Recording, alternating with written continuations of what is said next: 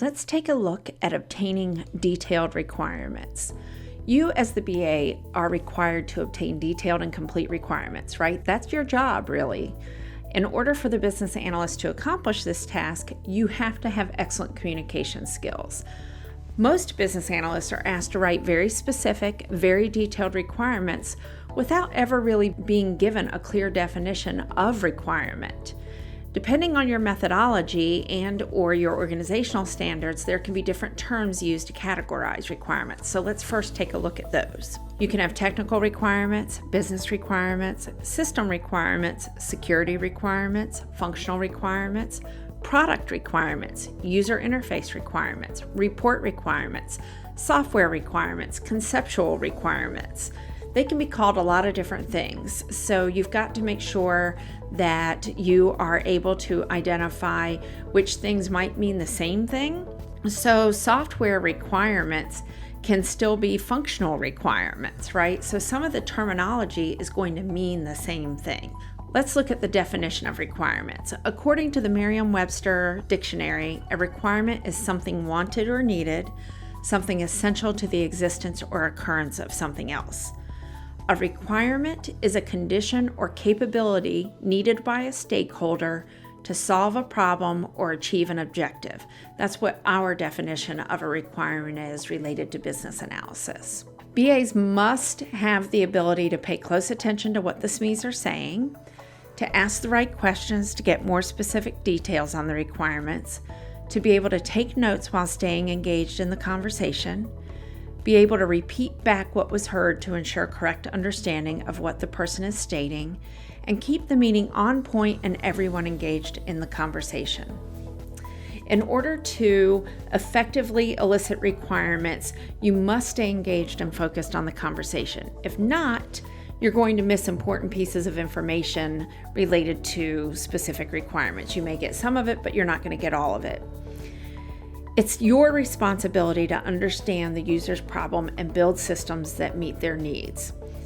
Taking breaks throughout the meeting can help everyone stay focused. It's important to take breaks at regular intervals so everyone has the opportunity to stretch, take a restroom break, make a call, etc. If everyone gets time to do those things, then they're more inclined to stay in the room and stay focused when needed. If you don't give them time to do those things, you're going to start doing them in the meeting. You'll start seeing people looking at their phones, checking their email. If you say at the beginning of the meeting that you're going to allow them time to do that, and therefore you want them to stay focused, then you're going to have a better chance of keeping their attention during the meeting. There is a general rule that says if you ask why 3 times, you'll get to the real requirement. And the question isn't necessarily always why, right? It can be what, who, how. But the point is, asking for more information at least 3 times will generally lead you to what the root requirement is. So we're going to test that theory here. We have a lady named Joan who is our business analyst, and she's gathering requirements for a software application a company is using to sell their widgets, whatever that may be. Mark tells Joan they need the ability to take payments. Jane asks Mark why he needs the ability to take payments. You might think that's a dumb question to ask, right? And we've said it's okay as BAs to ask dumb questions. You want to lead them down a path. So simply ask them, why do you need the ability to take payments? Help me understand that. Mark states that they have products for sale on their website and they have to be able to take payments on the site if someone decides to purchase a product. Joan asks Mark what type of payments they'll accept. Mark responds with MasterCard, Visa, debit cards, and check payments. Joan asks if there are a maximum number of items a person can buy in order to pay online, and if there is a minimum and or a maximum amount for the payments for any of the payment types. Mark responds there's no limit to the number of items a person can buy, and the max-min limits are the same for all credit and debit cards, but is a lower amount for checks. Minimum for credit and debit cards is $5, and the maximum is $1,000. For checks, the minimum is $5, but the maximum is $250. The initial requirement of need the ability to take payments was a vague requirement. By asking 3 follow-up questions, Joan now has 2 detailed requirements, right? It's split up into 2. We need the ability to take payments via MasterCard, Visa, and debit cards with a minimum amount of $5 and a maximum amount of $1,000. and we need the ability to take payments via checks for a minimum amount of $5 and a maximum amount of $250.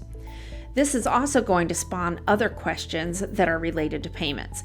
So some of the other questions that Joan could ask are things like, can they split the payment up with multiple cards and payment types, or do they have to pay for the entire order with one payment transaction? Will the company need to store credit card information for the customers? Because remember, if they do, now we've got some security compliance-y things that we need to be concerned with. If so, how long will they need to store the information? Can customers keep multiple forms of payment stored on the company's site, or only one payment type can be saved?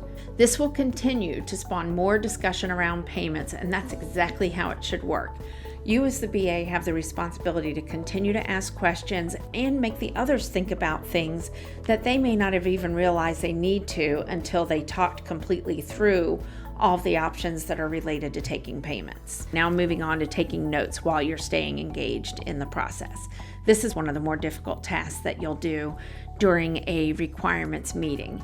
You have to stay engaged in the conversation, but you're going to need to take notes because it's impossible to remember every decision that's being made during the meeting, right? You have to be able to take notes on decisions that are made, but you should also have someone else designated as a scribe for the meeting if possible. If you can't officially have somebody else as scribe, if you have to take the notes, then just ask somebody else in the meeting if they wouldn't mind taking notes that they would share with you after the meeting is over.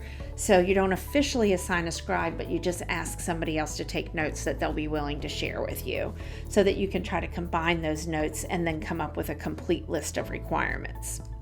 A note about note taking. Let's just talk about that for a second, because some people are going to give you really lengthy answers to questions that you ask. You want to make sure that you're capturing the actionable items and steps in the conversation. You don't need to capture the ancillary information that they're giving you. An easy example of that would be, for example, if they said to you that part of their process is contacting another department. And they might say, when I need to talk to somebody in the billing department, I will pick up the phone, I call Bill. If he doesn't answer, then I leave him a message. If he doesn't call me back in 2 days, then I send him a follow-up email. If he doesn't respond to that, then I call him back again. And they're giving you a lot of detail about the little, I pick up the phone and I call Bill, right? You don't need to take that down necessarily in your notes, but what you would need to take down is that they contact the billing department. You don't need to say that it's Bill in the billing department, right? Because next week it could be Bob. Bill might leave. So you don't want to designate a person in your requirements. You just want to say what it is that they're doing. And if they're contacting them via phone, then you can say contacting them via phone. You don't need to say they pick up the phone, they dial the number, right? Those kind of details you don't need to put in there. But there are times that people will actually give you those types of details. At the beginning of the meeting, the BA should lay some ground rules, and one of those rules should be that all subjects that come up not related to this meeting is going to be added to a parking lot for later discussion. A parking lot is simply a large piece of paper that's usually taped up to the wall. The paper gets used to capture any subjects that aren't relative to this particular meeting, but they need to be discussed at a later time. You want to make sure that you reassure the group that what they have to say is important, and while they may not be able to do a deep dive on all of the topics today, you want to ensure that the group knows that you're taking them seriously and that you will follow up later on those parking lot topics, right? You want to make sure that they understand that they're being heard. Keeping everyone engaged in a in-person meeting can be as simple as making eye contact with everyone during the meeting and then occasionally calling out to the quiet ones to ask them questions and get them involved in the discussion.